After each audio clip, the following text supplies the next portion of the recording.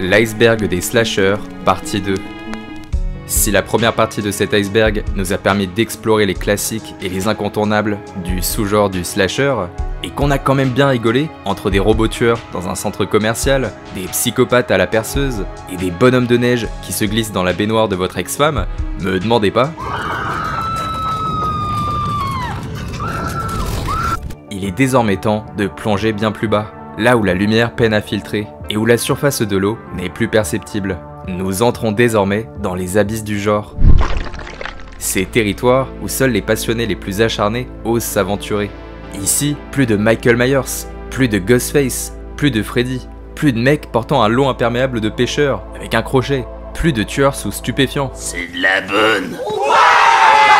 Seulement des œuvres oubliées que peu de personnes ont vues et qui sont difficiles à trouver.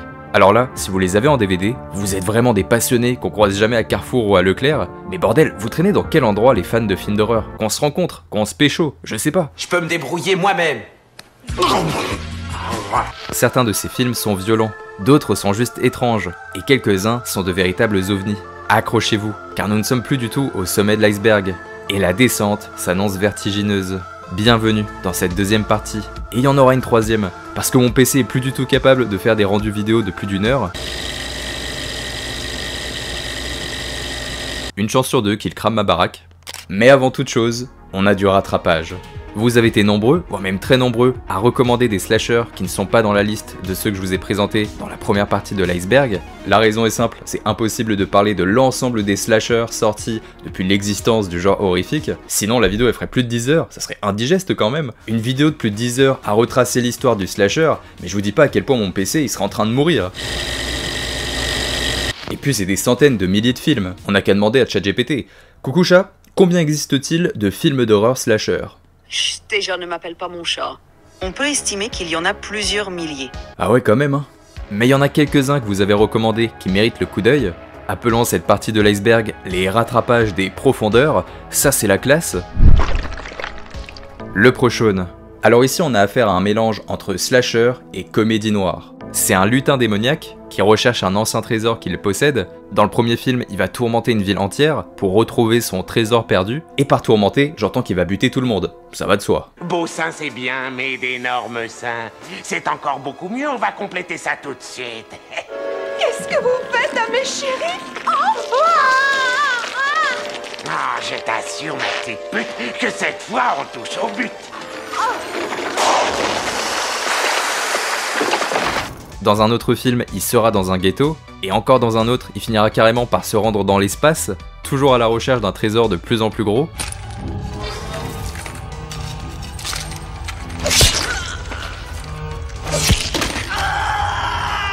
Ça peut paraître complètement lunaire d'avoir un slasher dans l'espace, mais dites-vous que bon nombre de franchises comme Hellraiser ou Vendredi 13 ont envoyé leur boogeyman au sommet de la Voie lactée, avec parfois des meurtres originaux.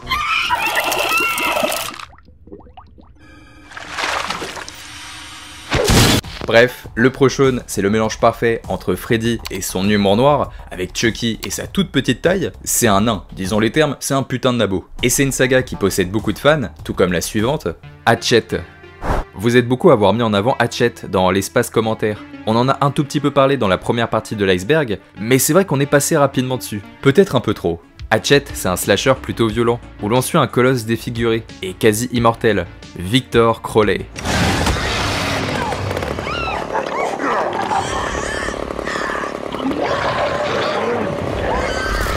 Tous ceux qui osent s'aventurer sur son territoire seront immédiatement massacrés. Si autant de personnes font la propagande de cette franchise, c'est parce qu'elle rend hommage aux films d'horreur des années 80. C'est violent, avec des personnages stéréotypés, avec un tueur charismatique. Et tout comme Vendredi 13 ou Halloween, la saga se rapproche de plus en plus du fantastique, à mesure que des opus se rajoutent à l'univers. Hatchet c'est du slasher dans toute sa splendeur, et je comprends pourquoi vous êtes aussi nombreux à aimer cette franchise.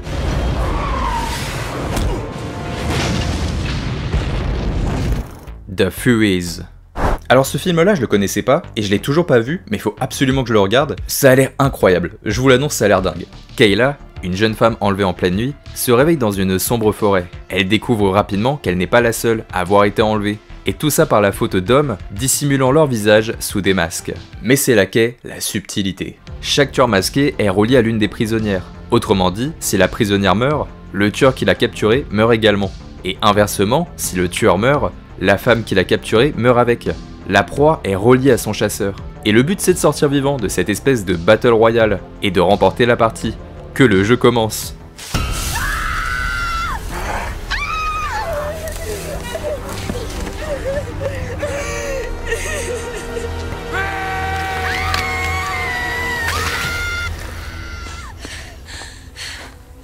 Et en plus c'est violent, avec des scènes remplies d'hémoglobine. Tout ce qu'on aime. C'est vrai qu'on est un peu bizarre, je vous le fais pas dire. My Soul to Take.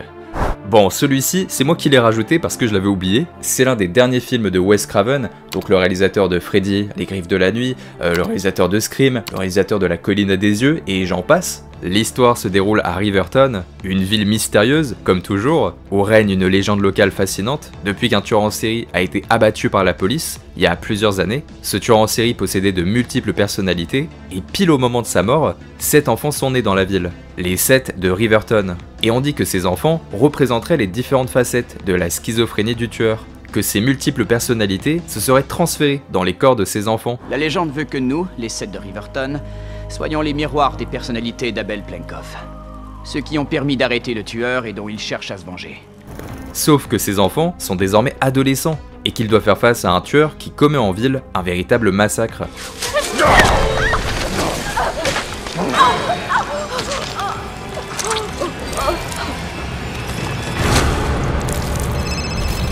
Est-ce que l'ancien tueur de la ville est de retour? Ou est-ce que c'est l'un de ses enfants nés au moment de sa mort qui serait coupable? Le film répondra bien évidemment à cette question, et personnellement, mais je l'adore. Surtout cette petite ambiance de ville poisseuse, t'as vraiment l'impression que ça se passe dans nos belles campagnes françaises, où il pleut tout le temps. Non, franchement, ce petit bijou, je vous le recommande vraiment. Et vous savez quoi? Celui qui me dit combien j'ai de dos actuellement sur cette main remporte le Blu-ray du film. C'est pour voir si vous suivez. Alors ça y est, les rattrapages sont terminés, on va pouvoir reprendre le cours naturel de l'iceberg et descendre dans les abysses avec des slashers qui sont connus par absolument personne, si ce n'est par des fans de films d'horreur, qu'on regarde 5 à 6 par semaine, après la pause du midi, normal. Bref, c'est parti pour le 5e niveau. Niveau 5, les abysses du slasher. Cry Havoc. Tout commence par une proposition que personne de sensé n'accepterait. Une jeune journaliste, ambitieuse et intrépide, décroche une rencontre avec le voyeur. If you want to interview my client, you will follow his instructions. Le voyeur, c'est un criminel. Mais on parle pas d'un mafieux, d'un trafiquant, d'un alcoolique ou d'un proxénète, ni d'un mec qui consomme de la drogue. C'est de la bonne. Non, on parle bien d'un architecte de la souffrance. Le criminel le plus dangereux du pays, qui ne tue pas pour son propre plaisir personnel, mais plutôt pour organiser des spectacles macabres, transformer ses meurtres en divertissement privé. Sir, thank you so much for allowing me to interview you. Thank you for allowing me to explain my work. I'd like to take this opportunity to clear up any misconceptions. C'est ce que découvre notre journaliste, puisque le tueur l'amène dans son complexe isolé, où elle y découvre des dizaines d'écrans, diffusant des images cauchemardesques. Des femmes hurlent, certaines courent dans les bois, tandis que d'autres sont attachées. Le plus difficile étant celles qui ont renoncé, qui attendent patiemment que la mort les délivre de ce cauchemar.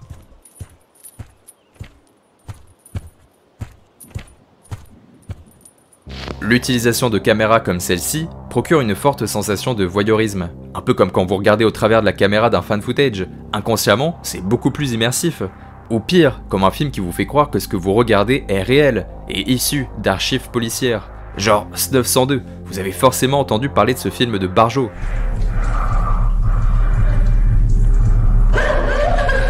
On va arrêter tout de suite de regarder ce truc, revenons au film de base. Et vous vous souvenez quand je vous disais que le tueur ne tuait pas vraiment ses victimes? Eh bien c'est parce que le tueur, c'est pas vraiment le tueur. Compliqué tout ça. C'est plutôt un autre tueur, plus grand, plus massif, qui ne parle pas, ne pense pas. Il est un peu con, faut le dire. Il faut le dire. Bien sûr. Et qui porte un masque dissimulant sa sale gueule défigurée. La situation dégénère pour notre journaliste, qui pensait détenir un sacré scoop, mais qui en réalité va être piégé par le voyeur, pour potentiellement finir comme les précédentes femmes que nous avons vues, être filmées en direct au moment de sa mort. Bon, ça, vous comprenez pourquoi je vous le montre pas. c'est un gros dégueulasse quand même. La malédiction d'El Chorro. Nous sommes au 19e siècle, à la découverte d'El Chorro, un noble mexicain épris d'une jeune femme qui ne partage pas du tout ses sentiments. Obsédé par elle et furieux d'être rejeté, il décide de la tuer brutalement, tout en maudissant sa descendance. Si je ne peux pas l'avoir, personne ne l'aura.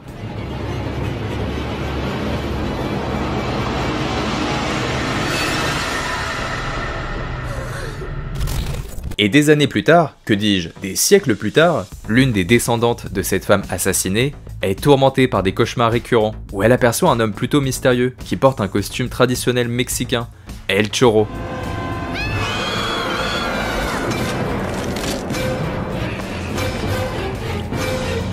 Ces visions vont devenir de plus en plus fortes, dans le seul but qu'elle se rapproche de notre tueur mexicain. D'ailleurs, ces séquences sont tellement étranges, limite expressionnistes, on dirait des vidéos d'horreur qu'on peut retrouver quand on se perd sur YouTube.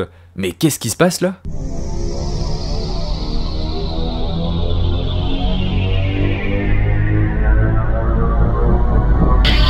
Les amis de notre héroïne commencent progressivement à disparaître. Alors il y en a une qui se fait empaler sur une barre de métal rouillé, une autre qui se fait trancher la gorge, et une autre qui se fait briser la nuque. Tout cela dans une ambiance mystique où la légende d'El Chorro est prêt à vous attaquer à n'importe quel moment. Witchcraft. Un lycéen qui est loin d'être le mec le plus populaire du lycée, et en même temps, la vie vous apprendra que ceux qui sont populaires au lycée finissent tous le nez dans la farine à draguer des mineurs. Bref, en tout cas, notre petit pote se retrouve en possession d'un étrange talisman, lui permettant de réaliser 3 de ses vœux. Et évidemment, son premier vœu, c'est de pécho une nana.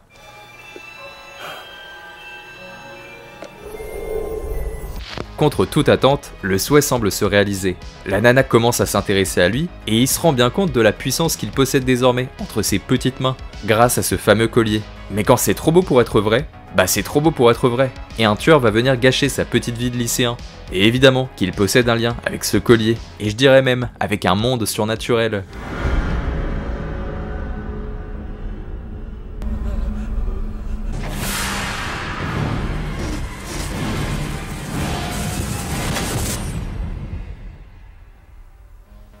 Les élèves du lycée sont retrouvés morts, l'un empalé dans les cages des buts du terrain de football, un autre dans les douches du gymnase. Ça me rappelle le deuxième opus de Freddy, où il s'amuse à fouetter des mecs tout nus dans les douches. Quel gros dégueulasse! Bref, ceux qui utilisent les pouvoirs du collier attirent également quelque chose de bien plus dangereux dans notre monde. Et ça me rappelle un autre film lié à des vœux, Wishmaster. On voit que dalle, Wishmaster. Dans Wishmaster, un djinn vous propose de réaliser 3 vœux en échange de votre âme. Si vous acceptez son offre, sa tentation, une mort atroce vous attendra. Et le djinn pourra régner sur le monde avec ses semblables. C'est le génie de la lampe d'Aladin, mais en plus... Ouais... Je suis vraiment désolé pour ça. Je souhaite garder mon sang-froid devant une telle horreur. Accordé.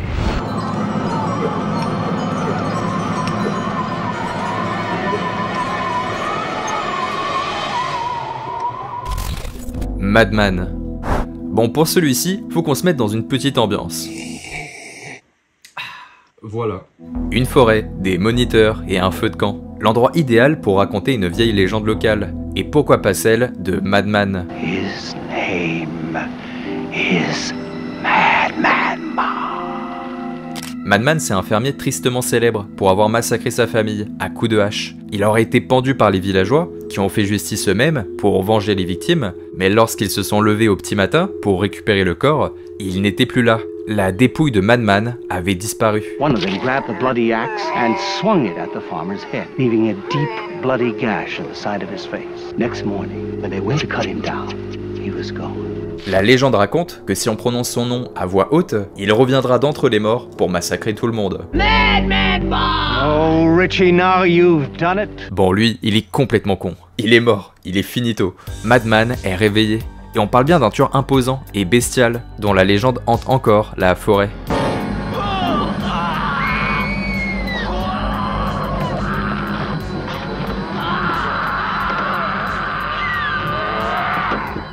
Son truc, c'est les haches, comme si qu'avec la puissance qu'il dégage et possède, il avait vraiment besoin d'une hache. C'est vraiment un gros pervers, et contrairement aux autres tueurs de slasher qui se dissimulent, Madman fait beaucoup de bruit. Il grogne ou rogne, on sait pas trop, Et quand il vous attaque, il fout un bordel monstre. C'est sûr qu'à côté, Michael Myers a l'air beaucoup, mais alors beaucoup plus doux.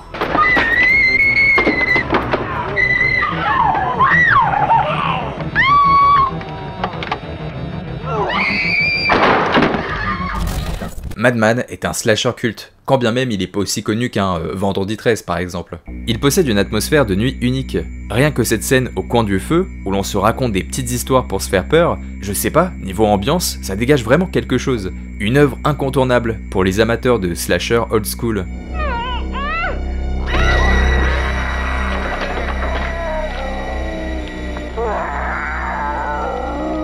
Blood Slaughter Massacre. Dans une petite ville paisible, une soirée entre adolescents tourne au cauchemar lorsqu'un tueur armé d'un couteau s'introduit dans leur maison pour massacrer tout le monde. La police débarque et découvre un carnage indescriptible, des corps éparpillés, des membres arrachés et des messages ensanglantés sont écrits sur les murs. Le tueur disparaît sans laisser de traces et l'affaire devient une véritable légende urbaine où les habitants s'amusent à se faire peur avec. 10 ans plus tard, un détective obsédé par cette affaire décide de réouvrir le dossier parce qu'il est persuadé que le tueur est de retour, et son instinct est plutôt bon puisqu'un carnage se prépare en ville. C'est même pas qu'il se prépare, c'est qu'il est déjà là. C'est quoi cette merde? Le masque du tueur est une catastrophe.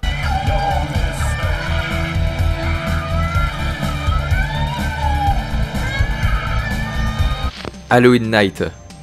Un enfant est confronté à une vie misérable. Sa mère est violée et assassinée sous ses yeux par 2 criminels engagés par son propre père. Il y a des pratiques sexuelles comme ça qui sont un peu étranges, je vous le fais pas dire.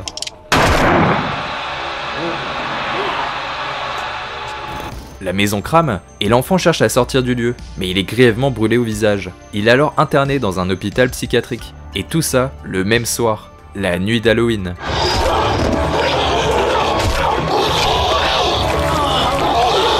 Des années plus tard, il s'évade de l'hôpital psychiatrique, toujours le soir d'Halloween, pour massacrer tout le monde sur son passage. Attendez, mais c'est comme Halloween? Un tueur enfant qui tue ou assiste au meurtre de l'un des membres de sa famille, finissant par s'échapper d'un hôpital psychiatrique, avant de revenir le soir d'Halloween pour massacrer tout le monde? C'est sûrement une coïncidence. Le tueur de la forêt. Qu'est-ce que c'est que cette merde encore? C'est un groupe de potes qui, pendant une petite balade dans une forêt, se font traquer par un tueur. Le tueur de la forêt. Ingrid, run!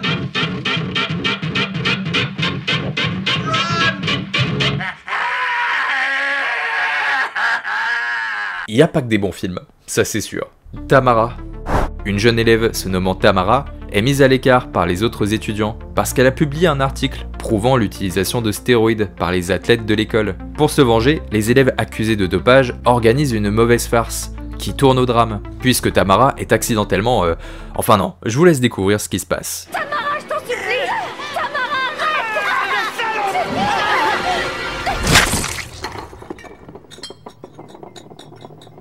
Et qu'est-ce qu'on fait lorsqu'on bute accidentellement quelqu'un? On enterre le cadavre. On a déjà parlé de tout ça, alors maintenant on finit, on se casse.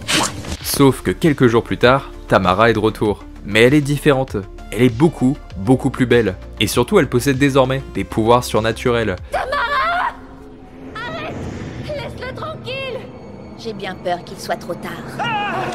Non!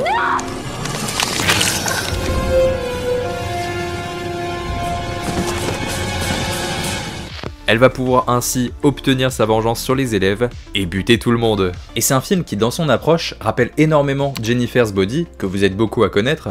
Megan Fox, c'est la reine. Qu'est-ce que je fais avec ça, moi? Jennifer va être abusée par un groupe de rock et va subir une sorte de sacrifice, servant le diable. Sauf qu'elle se réveille et devient quelque chose d'autre. Et elle va elle aussi commencer à massacrer toutes les personnes de la ville. Ah, et elle dégueule partout aussi. Et d'ailleurs, puisqu'on parle de vomi, ça me rappelle une scène légendaire dans Scary Movie. «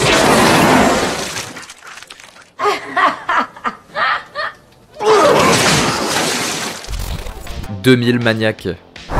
Terry, Tom, Bee, David, John et Betsy voyagent à travers le nord des États-Unis sur une route secondaire. Ils sont arrêtés par un barrage de fortune, confectionné par les habitants d'une petite ville nommée Pleasant Valley, qui les attendait. C'est pas une blague, ils ont posé ce barrage pour arrêter les premiers venus et les accueillir comme des rois. Il y a carrément le maire de la ville qui leur annonce qu'ils sont les invités d'honneur. S'il y a le maire, c'est que c'est forcément une population bienveillante. Je suis Hal Buckman, maire de cette ville, la plus petite ville de Pleasant Valley. Vous voulez dire que vous nous attendiez? Voyons, ma jolie Yankinette, j'ai pas dit que je vous attendais, j'ai dit que vous étiez attendus. Ils sont accueillis comme de véritables dieux et décident de rester pour participer aux festivités locales. Sauf que progressivement, ils se rendent bien compte de l'entourloupe. Mais qu'est-ce que tu fais? Arrête, non!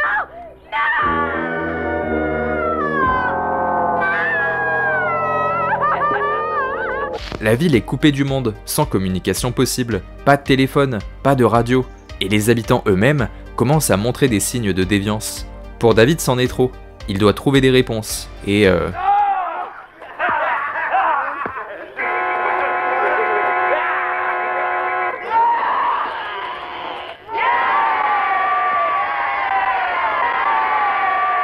bon, on n'a pas simplement affaire à une ville remplie de cinglés. C'est vraiment une ville fantôme, bloquée dans un purgatoire éternel, où tous les 100 ans, ils tuent des touristes innocents, pour se venger de la guerre de sécession. Pourquoi pas? C'est comme si je butais tous les touristes allemands que je croisais dans la rue pour me venger de la Seconde Guerre mondiale.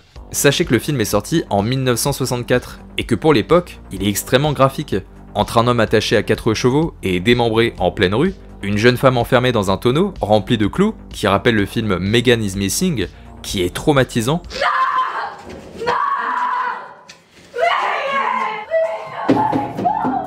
Ou encore une autre scène où un homme est écrasé sous une énorme pierre tombale. Non, clairement, les chevaux c'est le pire. Reaper, Letter from Hell, ou la lettre provenant de l'enfer. Je suis bilingue. Ta gueule! Molly Keller est la seule survivante d'un massacre brutal survenu 5 ans auparavant. Cet événement a complètement chamboulé le cours de son existence, puisqu'au-delà du traumatisme, elle est devenue fascinée par les tueurs en série, au point de suivre des cours de criminologie. Mais progressivement, les élèves suivant ce parcours avec elle vont disparaître, et je parle bien de disparaître de la surface de la Terre, puisqu'un tueur débarque.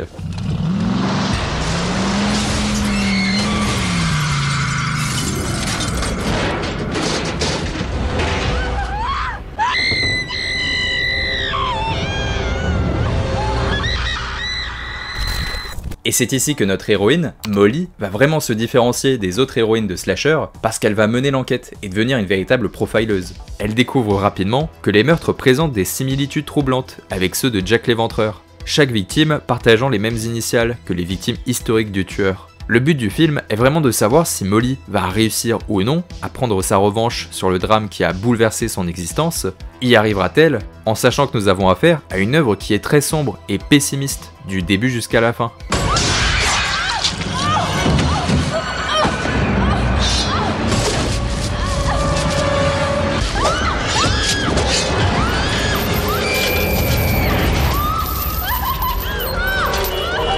Graduation Day. Et est-ce que vous vous souvenez du film Aerobic Killer dont on avait parlé lors de la première partie de l'iceberg? Un slasher où l'antagoniste tuait des gens dans une salle de musculation où tout le monde portait des tenues boulantes au point qu'on pouvait carrément voir la taille de leur entrejambe. Miam. Et bah Graduation Day, c'est la même chose, avec tout un tas de sports différents. Et le film cherche à dénoncer la pression d'être un sportif de haut niveau, donc ça a l'air con, mais c'est pas si con que ça.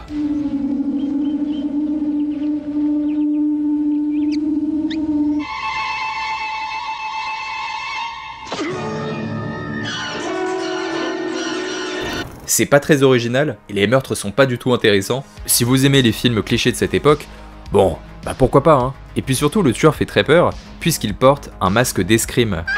Je suis pas sûr du truc. Je t'ai trop attendu, comme moi avec mon ex. C'est l'occasion d'aborder le premier téléfilm de cette partie de l'iceberg. Comprenez par là des films d'horreur financés par des chaînes de télévision, pour une diffusion se déroulant le soir, lors des heures tardives. C'est le cas du téléfilm Ça, avec le clown Pennywise, qui a marqué beaucoup de personnes. C'est clairement la référence lorsqu'on parle de téléfilm d'horreur.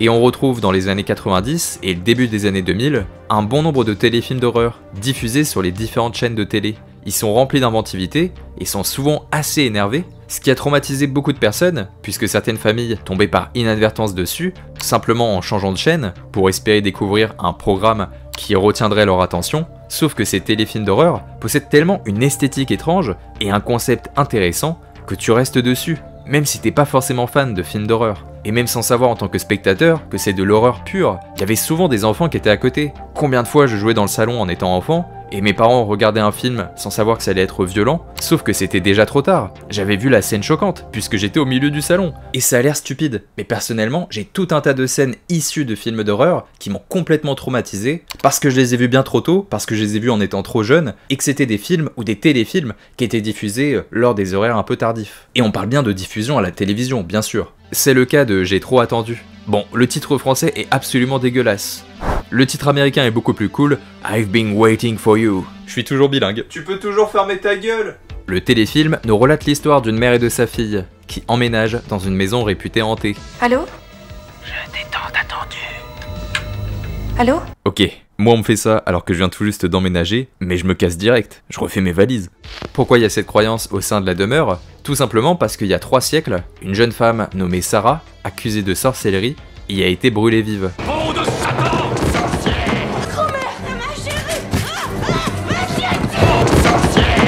En ville, il commence à y avoir des meurtres, et les accusations se portent vers la mère et la fille, qui viennent tout juste d'emménager, parce qu'elles vivent dans la maison de la sorcière, et que forcément, si elles occupent la demeure, c'est que ce sont des descendantes, ou des amatrices de magie noire. Elles vont devoir enquêter, et découvrir qu'il y a un tueur dans les parages, un tueur exploitant la légende locale, et foutant le bordel en ville.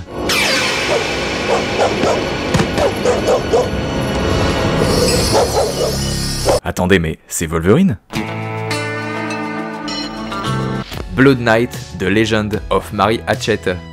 Alors est-ce que vous connaissez les psychoses menstruelles? Ce sont des troubles comportementaux amenant à de la violence, des hallucinations ou des délires survenant au début des règles ou pendant la phase prémenstruelle. De nombreux cas sont documentés où l'on recense des troubles se rapprochant de la schizophrénie. Et pourquoi c'est lié aux règles? Tout simplement parce que pendant leurs règles, les femmes ont des fluctuations hormonales liées à la dopamine et à la sérotonine. Et des psychiatres ont observé chez certains cas rarissimes des aggravations du comportement. On parle de schizophrénie, mais c'est aussi des troubles de la bipolarité, apparus pendant des périodes menstruelles. On parle bien de phénomènes d'apparition de ces troubles, qui n'étaient pas du tout présents auparavant dans l'esprit de ces dames. Et puis même dans la culture populaire, l'idée que les règles puissent provoquer des comportements violents et incontrôlables a souvent été exagérée dans les films d'horreur.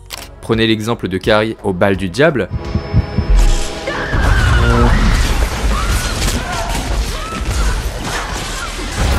Et c'est typiquement ce qui se passe aussi dans Blood Night, The Legend of Mary Hatchet. Le personnage de Mary va être frappé par une psychose le jour de ses premières règles, la poussant à massacrer ses propres parents à coups de hache.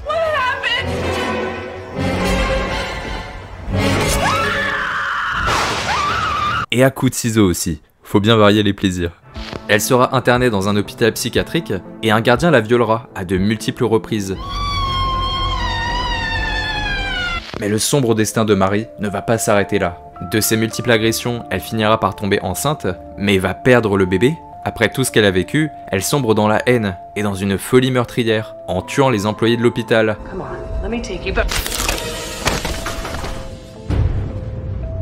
Avant d'être froidement abattue par la police. Des années plus tard, Mary est devenue une véritable légende locale dans la ville où se sont déroulés les tristes événements, un peu comme Bloody Mary, je parle pas du cocktail, bande d'alcooliques, et des jeunes vont être confrontés à des meurtres en série reliés à la légende de Mary.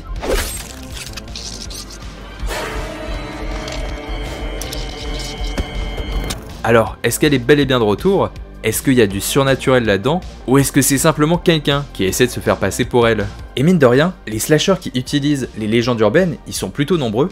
Urban Legend est le premier qui me vient à l'esprit, et pour ceux qui aiment les légendes urbaines d'internet, les creepypasta, je suis obligé de vous recommander la série Channel Zero. C'est pas du tout, mais alors pas du tout du slasher, mais c'est extraordinaire. On part dans tous les sens dans cette vidéo.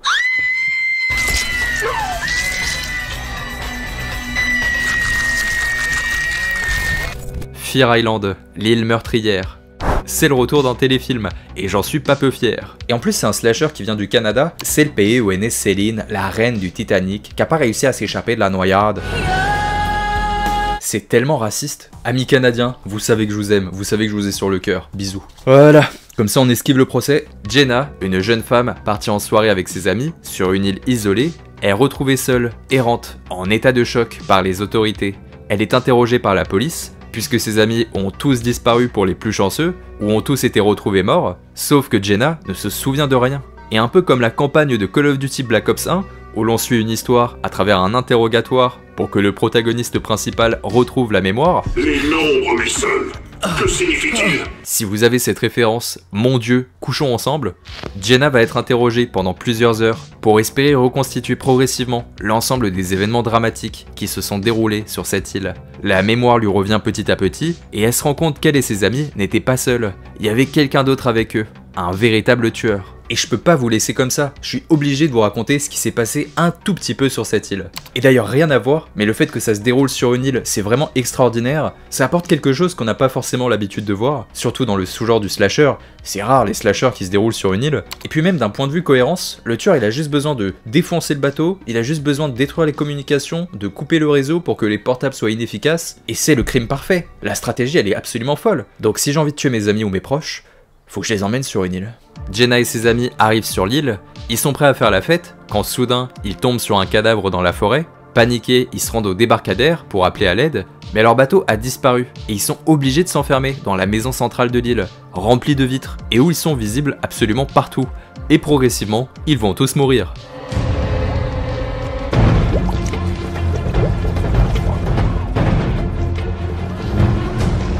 C'est pas un slasher si dingue que ça, mais il y a un joli twist. Et si par hasard tu tombais dessus en changeant de chaîne de télévision, bah t'étais plutôt content, t'arrivais à passer un moment sympathique.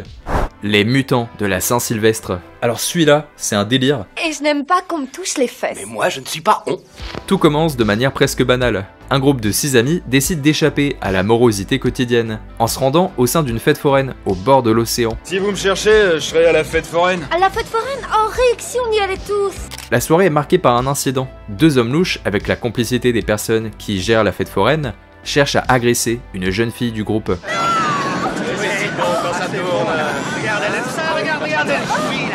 Pardon? Mais qu'est-ce qui se passe là? Nos personnages la protègent et décident de prendre in extremis un bateau pour partir le plus loin possible, sans se douter qu'ils viennent d'emprunter le pire des chemins, celui où le monde réel n'a plus d'emprise. Il y avait quelqu'un à la fenêtre. Quand j'ai crié, il est parti. Je vais jeter un œil. Ils se retrouvent échoués sur une île inconnue, à un morceau de terre oublié, au milieu de l'océan, où le silence semble peser plus lourd que l'air lui-même. Au centre de cette mystérieuse île, trône un vieil hôtel abandonné, dont la façade délavée par le temps témoigne d'une époque révolue. Ça a l'air pas mal comme hôtel, on pourrait prendre 3 chambres pour la nuit.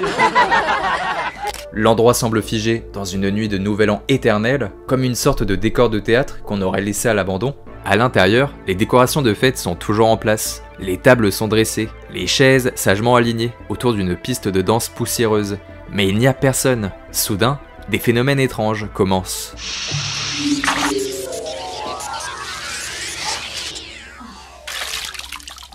L'un des membres du groupe se volatilise, tandis qu'un autre est retrouvé complètement déformé, la chair mutée en quelque chose qui n'a plus rien d'humain, comme si l'île elle-même les avait digérés et recrachés sous une nouvelle forme.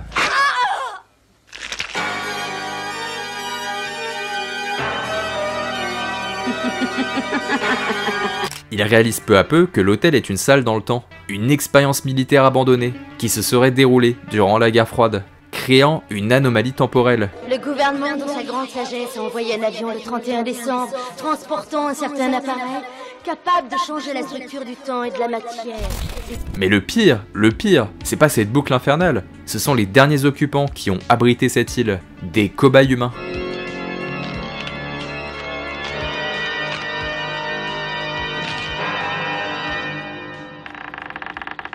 Les mutants de la Saint-Sylvestre, c'est le film parfait pour comprendre le mélange de sous-genres. Le genre principal, c'est l'horreur, et si on descend en contrebas, derrière l'horreur, il y a quoi? Il y a du slasher, il y a de la science-fiction, il y a du paranormal. Et s'il y a du paranormal, ça veut dire qu'il y a du fantastique. Tu te retrouves avec tout un tas de sous-genres vraiment différents, avec un film qui mélange ses couches. On a vu des films d'horreur pour Halloween, des films d'horreur pour Noël, le slasher pour Thanksgiving, le slasher pour Pâques, ça doit exister je pense. Désormais, vous avez votre film d'horreur pour le nouvel an. Il est très cool, vraiment très cool. Dying Breed.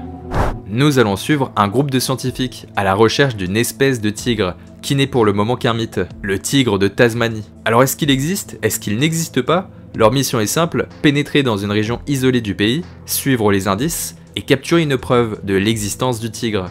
Sur leur chemin, ils arrivent dans un petit village coupé du monde. Une communauté étrange, semblant figée dans le temps. Les habitants sont effrayants, c'est le mot, de par leur regard fuyant et leur sourire beaucoup trop large pour être sincère. Petite compilation des choses que si vous les voyez, faut partir. Si vous apercevez un vieil homme édenté, un enfant qui défigure un chat, de la nourriture à base de chair humaine, vraiment barrez-vous.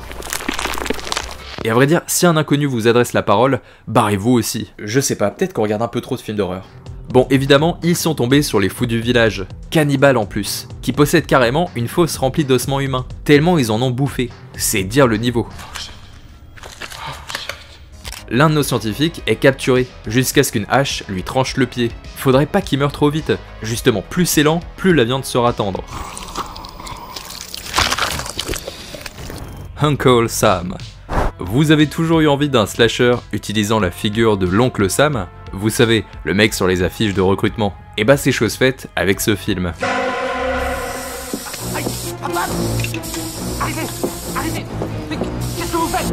C'est un soldat qui se fait tuer par un autre soldat, issu de la même équipe. Et dire que c'est nous qui les avons abattus. Ces accidents arrivent parfois. À la guerre, c'est normal. Tiraillé, la mort la plus nulle pour un militaire. Son cadavre est rapatrié dans sa ville natale, et ça tombe pile poil lors des festivités du 4 juillet. Et qu'est-ce qui symbolise mieux la liberté que de ramener un psychopathe du champ de bataille pour enterrer des innocents au fond du jardin? Pas grand chose. Bon, c'est un slasher avec un soldat qui revient d'entre les morts. C'est toi qui m'as fait ce que je suis. Tu ne t'es jamais battu pour la nation. Tu as tué parce que tu aimais tuer. Tu n'es rien. Tu dois t'en aller. Et il compte bien traquer tous ceux qui salissent l'honneur du pays. Qui donc, vous allez me dire? Qui sont les auteurs de cette situation épouvantable? Un adolescent qui brûle le drapeau américain. Et hop, il finit empalé sur un mât. Un enseignant qui critique la guerre du Vietnam. Et hop, il est exécuté sans sommation. Un politicien corrompu, se gavant de l'argent public, et hop, feu d'artifice dans son cul. Attendez, mais ce mec est un héros.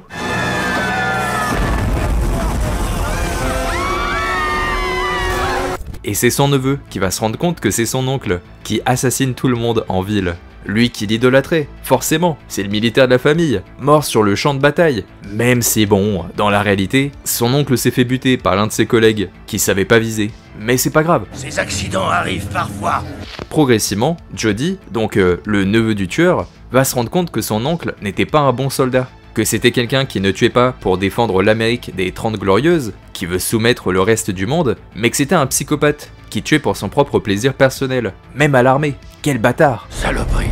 La seule mission de Jody devient désormais de se débarrasser de son oncle, mais comment faire pour se débarrasser de quelqu'un qui est déjà mort? Et qu'est-ce que tu veux qu'on fasse? Qu'on se tire d'ici en vitesse. C'est un slasher typique des années 90. Le genre de film divertissant, avec une petite critique sociale. Et si l'Amérique était hantée par ses propres démons? Vous voyez le genre de message. Mais qu'est-ce qu'on s'en fout? On s'en branle du message. On est là pour voir un militaire conservateur, avec un costume désastreux, tuer des innocents. Ça c'est l'Amérique, putain de merde. Bon alors, puisqu'on est complètement dans le déjanté, autant continuer avec 100 Bloody Acre. Je sais pas trop comment ça se prononce.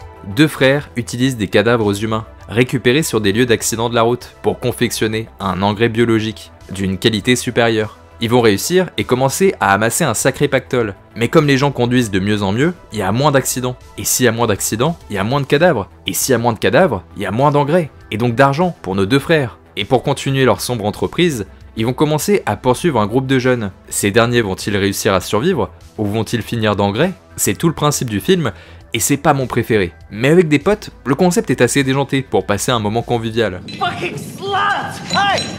Don't you talk to her like that! I'll talk to this whore any way I like!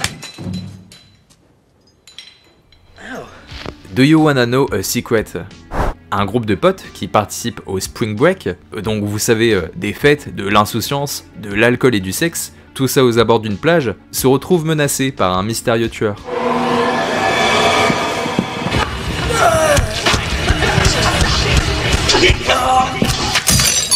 Pour ceux qui se souviennent de Souviens-toi l'été dernier, eh bien lui aussi, il a inspiré de nombreux films, dont celui-ci. Dans les deux œuvres, le tueur envoie des messages sur des bouts de papier. L'un te demande de te souvenir de l'été dernier, tandis que l'autre te demande si tu veux connaître un secret. Tout comme dans Scream, on a vraiment l'impression d'avoir affaire à un tueur maîtrisant son art, qui est presque omniscient, en étant capable de prédire ce que vont prendre comme décision les personnages. Tout semble crédible, jusqu'à la découverte du masque du tueur. Oh man. Qu'est-ce que c'est que cette merde? C'est un cosplay de Monsieur Propre ou de Barthez, on sait pas trop. On en a vu des films de merde depuis le début de cet iceberg, mais alors là, mais qu'est-ce que c'est que cette monstruosité? Et ils en sont fiers, puisqu'ils l'ont mis en avant dans de nombreuses scènes, et même sur la jaquette du DVD. La jaquette du DVD! Faut comprendre à quel point un masque c'est important. C'est presque la raison principale de pourquoi tu lances un slasher. Mais là, je sais pas quoi dire. Swimming pool, la piscine du danger. Voici à quoi ressemble le tueur. Mais qu'est-ce qui se passe là? Une bande d'étudiants insouciants décide d'organiser une fête clandestine dans l'enceinte d'une piscine fermée au public. C'est la débauche qu'on aime, l'alcool coule à flot, la musique résonne sous l'écho des bassins vides, et des couples se forment dans les vestiaires humides. Y a pas que ça qui sera humide. Enfin, ils se forment. Entre nous, ils ont l'air déjà d'être à un stade plutôt avancé dans leur relation. Déjà ça commence plutôt bien, faire une soirée alcoolisée avec ses potes dans une piscine, c'est un peu comme le même fantasme que d'en faire une dans un supermarché. Tout le monde a déjà rêvé de faire une soirée clandestine dans un supermarché avec ses potes, que tu te fasses pas choper et que tu repartes au petit matin comme si de rien n'était. Et de la même façon, on a tous déjà rêvé de faire ça, mais dans une piscine municipale. Il y a un truc, il y a une petite ambiance. Et puis le tueur débarque avec sa combinaison moulante et son crâne positionné sur le haut de sa tête. On dirait un mauvais cosplay de l'univers de Mad Max. Sans déconner, ils ont juste collé un morceau de crâne sur une combinaison collante.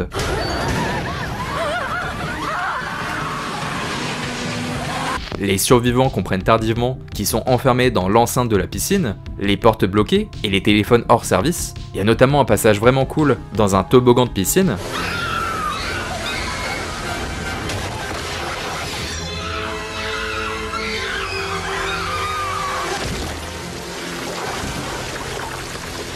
Bref, nos étudiants n'ont pas d'autre choix que de découvrir qui se dissimule sous le masque.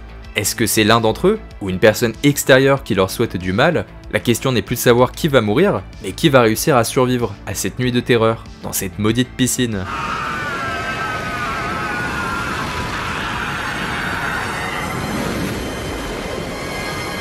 Ah, je sais pas, ça va peut-être un peu trop loin. Et après une soirée alcoolisée avec nos potes dans une piscine, où est-ce qu'on se retrouve? À l'école. Ouais, vous suivez. After School Massacre. Un professeur de lycée se fait injustement licencier en raison de fausses accusations portées par ses élèves. Sauf qu'éduquer des gosses et faire des cours, c'était sa passion, sa vie, son seul et unique objectif. Il sombre progressivement dans la folie et décide d'enfiler la moitié d'une cagoule. Me demandez pas, pour se venger. Les meurtres sont particulièrement violents, reflétant la rage et le désespoir du tueur.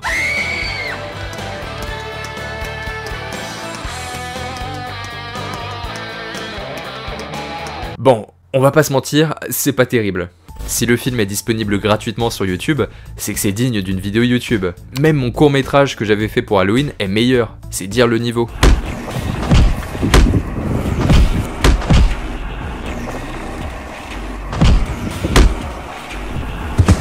Bref, c'est un film exploitant des stéréotypes ambulants. Et à vrai dire, c'est même encore pire. Qu'est-ce qui se passe là? Pourquoi d'un film d'horreur, on passe à un film amateur sur Pornhub? C'est de la merde, tout comme mon court-métrage, tout comme ma vie. La légende de la momie 1 et la légende de la momie 2. C'est une momie maudite qui bute des gens avec un couteau. J'ai pas plus d'explications à vous donner. The blood of the innocent will be spilled.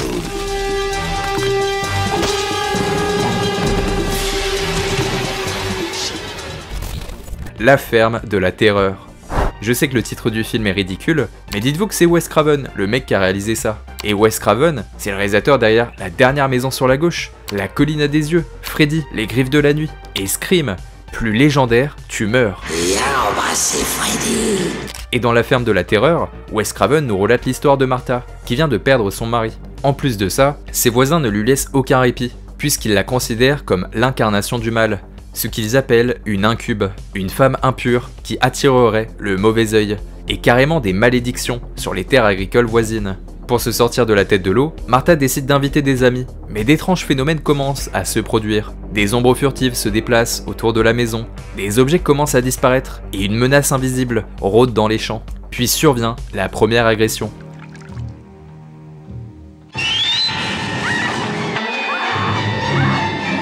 On est dans un huis clos, où les personnages sont isolés dans une ferme, où ils semblent tous faits prisonniers. Le but est de savoir qui se dissimule derrière cette forme de harcèlement, et surtout derrière ces meurtres. Est-ce que ça serait pas les voisins de Martha? Est-ce que ça serait pas Martha elle-même, qui est complètement folle, depuis la perte de son mari? Ou pire, imaginez seulement si c'était les seules personnes qui lui restent, ses meilleurs amis.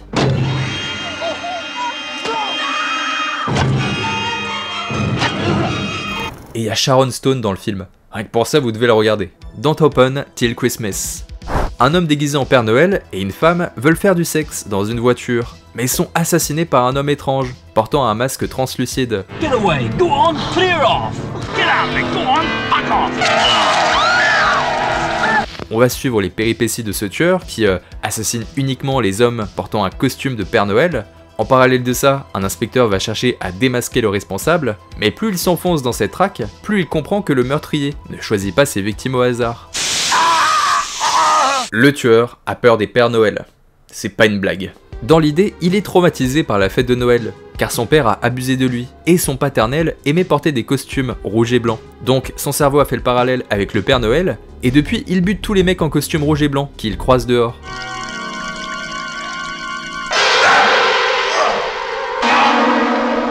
Alors je sais que ça a l'air ridicule, mais le film se prend vraiment au sérieux, avec une atmosphère qui est plus que suffocante, et on a beau dire ce qu'on veut sur le masque, mais c'est plutôt efficace, dans le sens où tu imagines bien le malade qu'il faut être pour porter un truc qui t'assure d'avoir la peau poisseuse, qui colle, il transpire derrière ce truc, c'est dégueulasse. Bref, est-ce que ce fameux inspecteur va réussir à trouver l'assassin, et surtout à protéger les Pères Noël de la ville? Protéger les Pères Noël de la ville. Je peux pas croire que je viens de prononcer cette phrase. De hazing. Un groupe d'étudiants se voit contraint de passer une nuit entière dans un manoir délabré, censé être hanté. C'est une forme de rite de passage pour être intégré au sein de leur université et montrer qu'ils souhaitent véritablement poursuivre leurs études. Le professeur Capps s'invite à leur soirée, muni d'un mystérieux artefact au pouvoir maléfique. Il peut posséder les étudiants en les transformant en marionnettes meurtrières.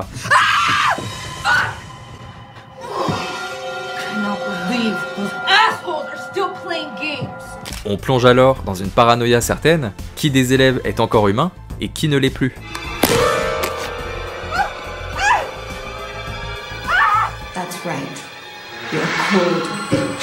Il faut donc trouver le professeur, s'en débarrasser avant la venue de l'aube, sinon c'est fini pour tout le monde, tout en évitant les pièges sordides faisant référence à de la sorcellerie, de la magie noire, c'est Charmed, en plus violent, et sans les 3 sœurs, donc c'est forcément moins bien. Blood Widow. Vous vous souvenez du film d'horreur dans la piscine, avec le mec portant une combinaison moulante et un masque en forme de crâne? Et bah dans Blood Widow, vous avez sa version évoluée, ou sa femme, on sait pas trop.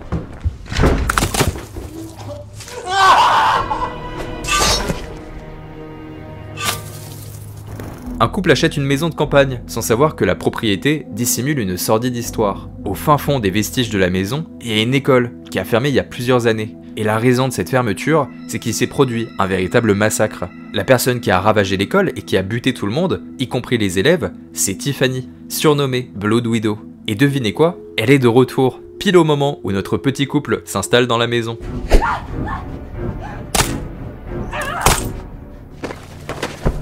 Bon, le jeu d'acteur est catastrophique. Qu'est-ce que je disais? Mais il y a des petits effets gore plutôt sympathiques, et contrairement à d'autres films d'horreur que nous sommes en train de voir depuis tout à l'heure, l'antagoniste a le mérite d'être vraiment cool. Elle est frénétique, elle est énergique, elle met du cœur à l'ouvrage. Carnage. Dans une petite ville perdue, une bande d'ouvriers commettent l'irréparable en agressant sexuellement une jeune femme.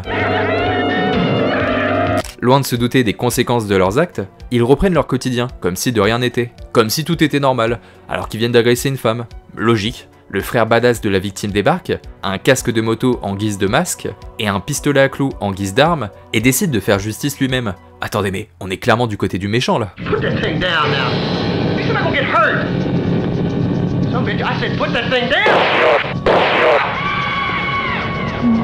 Mais dans sa folie pour venger sa sœur, il dérape de plus en plus, jusqu'à tuer des innocents.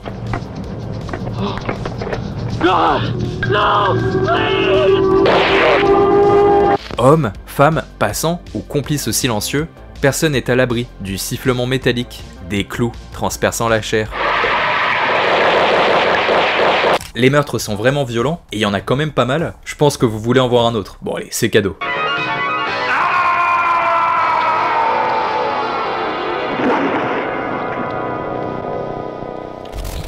Slashers. Enfin, on y est. Toutes ces vidéos iceberg ont été faites pour une seule chose, parler de ce film. C'est dans mon top 10 des meilleurs slashers, de façon personnelle. Dans un futur proche, le Japon diffuse sur l'ensemble des continents du monde une émission de télé-réalité extrême, intitulée Slashers. Mesdames, mesdemoiselles, messieurs, voici la toute première édition de Slasher avec un groupe de concurrents constitué à 100% d'Américains. 6 participants s'affrontent pour potentiellement remporter une très forte somme d'argent, pouvant atteindre des millions de dollars. Notre super jackpot est de 12 millions de dollars. Leur défi, survivre à de multiples niveaux labyrinthiques, truffés de pièges mortels, tout en étant pourchassés par des tueurs en série impitoyables. Chaque tueur possède une signature distincte. L'un veut abolir vos péchés. Mes chers enfants, le révérend va se charger d'envoyer vos âmes de pécheurs directement dans les entrailles ardentes de l'enfer.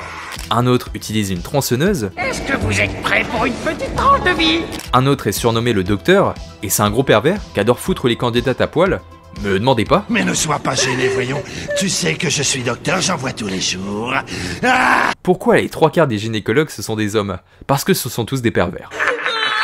Les téléspectateurs possèdent également une place importante, puisqu'ils peuvent parier sur la vie de tel ou tel personnage, et en fonction de combien ils mettent sur les candidats, ils peuvent rester en vie plus ou moins longtemps. Donc pour gagner la sympathie des spectateurs, certains candidats n'hésitent pas à...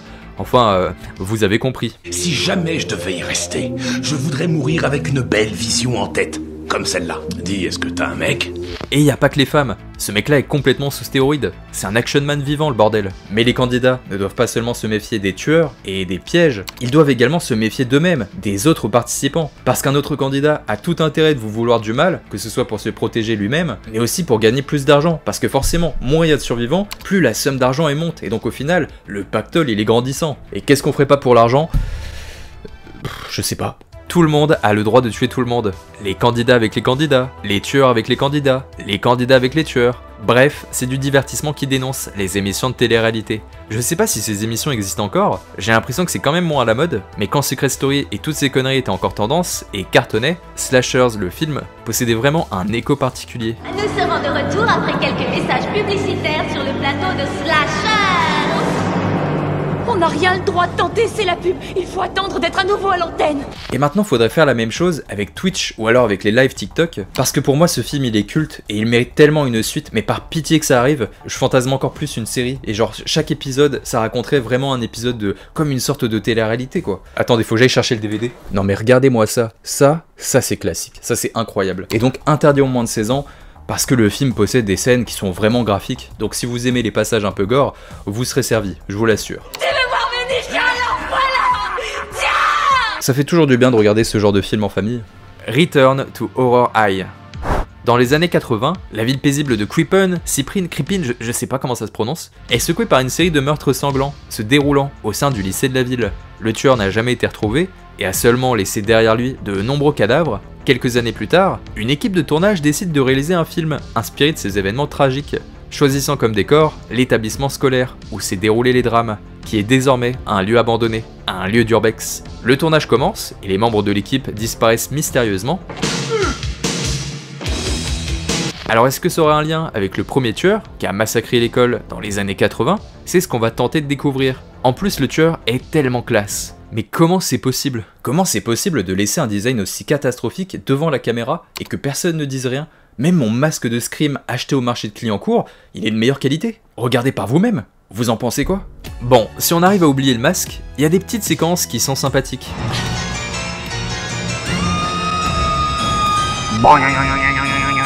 Stage Fright. Dans une colonie de vacances, une pièce de théâtre musical s'organise. Sauf qu'un tueur va débarquer pour gâcher la fête et va commencer à... Quoi? Mais qu'est-ce qui se passe? Laisse-moi t'aider à te chauffer!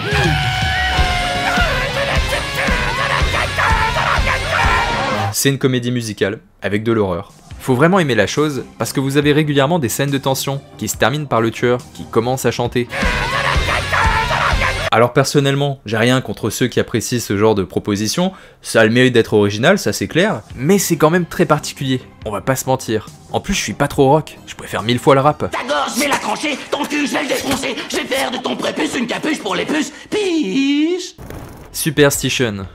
Dans une vieille maison isolée de la Nouvelle-Angleterre, un prêtre et sa famille s'installent, loin d'imaginer que cet endroit est marqué par une malédiction ancienne de plusieurs siècles. Une femme accusée de sorcellerie y fut exécutée en 1692, non sans avoir juré de se venger de tous ceux qui oseraient troubler son repos. Enfin, son repos. Elle s'est quand même fait buter, hein. On est dans un slasher surnaturel, avec une force sinistre, presque fantomatique, qui ne se contente pas de hanter les lieux, mais bien faire du mal à l'ensemble des personnes qui croiseront sa route.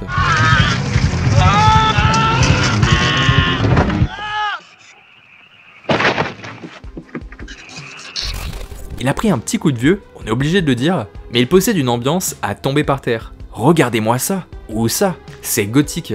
Et au fur et à mesure que l'entité devient puissante, le bleu de l'autre monde, de l'après, envahit le nôtre, pour imposer un surnaturel défiant notre réalité.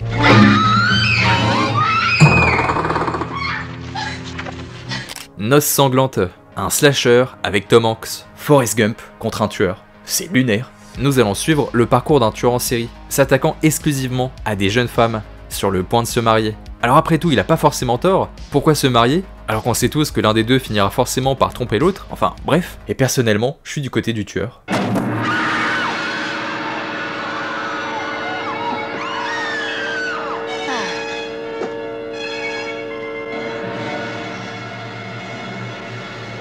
On va alors suivre deux histoires qui vont à un moment donné se rejoindre. D'un côté, le parcours d'un policier qui cherche à se venger du tueur car sa femme a été assassinée la veille de leur mariage par le dit tueur, et de l'autre, le parcours d'une étudiante préparant son mariage et harcelée par le tueur, puisqu'elle sait très bien qu'elle est la prochaine sur la liste.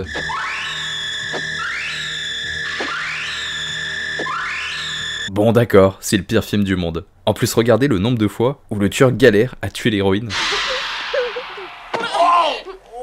Morale de l'histoire, ne vous mariez pas, mais mariez-en plusieurs. Evil Loud. C'est le retour d'un bon slasher, bien violent, avec un tueur tellement charismatique. Oh non putain, ça recommence. N'hésitez pas à me dire lequel de ces tueurs est le pire entre tous ces masques. Franchement, c'est pas facile de décider. Des étudiants en médecine décident de rénover un ancien orphelinat abandonné, depuis qu'un homme a été accusé à tort de sévices sur les enfants. Ils s'y installent pour le week-end et vont se faire traquer un par un par le tueur.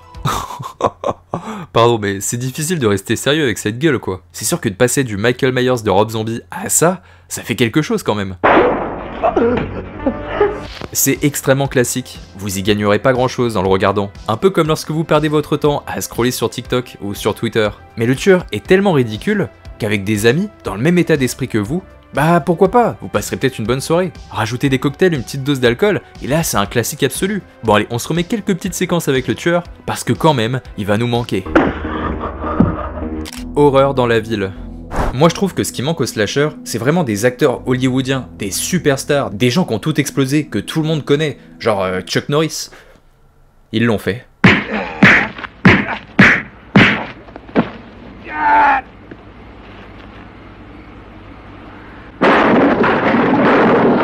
Walker Texas Ranger contre un tueur revenu d'entre les morts, grâce à un sérum expérimental, confectionné par un scientifique un peu tordu. Devenu un véritable monstre invincible, le tueur commet de nombreux carnages, avec une certaine brutalité. Il ne connaît ni la peur, ni la fatigue, et surtout ne peut pas mourir. Que va donc faire Chuck Norris face à cette menace? En tout cas, c'est le seul à pouvoir tuer quelqu'un d'invincible.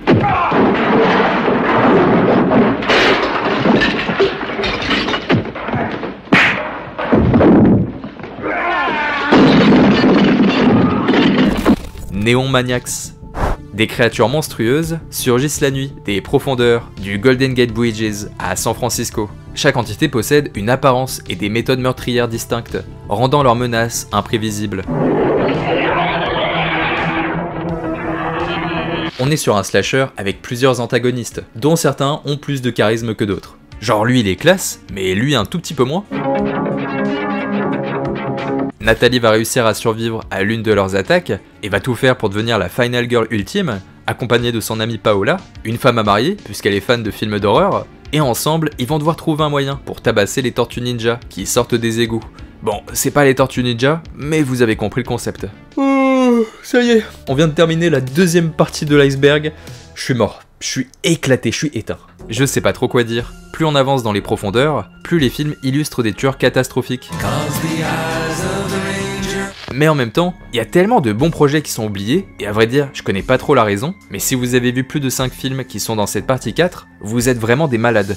Et tant mieux d'ailleurs. Et ça va être encore pire dans la troisième partie. On aura des films beaucoup plus glauques, des films beaucoup plus violents, des slashers se rapprochant littéralement de nanars. Pour cette dernière partie, je vous promets du lourd, avec des films qui ne vous laisseront pas de marbre, et toujours un peu d'humour.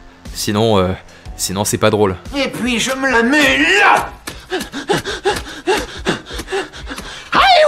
Donc j'espère les amis que vous avez passé un bon moment en ma compagnie. Ce genre de vidéo demande beaucoup de travail, donc si vous pouvez soutenir la chaîne, si vous avez passé un bon moment et si vous voulez, sinon je vous en force pas. Même si je pourrais venir déguisé en Ghostface pour vous faire du mal, mais je le ferai pas parce que vous auriez le dessus, ça c'est une certitude. Un petit croche-pied avec mes jambes de poulet et je suis par terre, je suis au sol. Mais si vous avez passé un bon moment, n'hésitez pas à liker, partager, commenter, vous connaissez la propagande de YouTube. Je vous fais des énormes bisous à la fois sur la fesse gauche et sur la fesse droite et j'espère sincèrement que cette vidéo va vous plaire. Je suis un peu stressé, je suis un tout petit peu stressé. De gros bisous partout, absolument partout, sauf sur l'arrêt encore une fois parce que l'arrêt c'est réservé à la personne qui partage votre vie, c'est la tradition, c'est comme ça que ça marche chez moi en tout cas. Voilà, c'était mes Romains. Mouah, ciao bene, c'est la meilleure conclusion au monde. Can't sleep.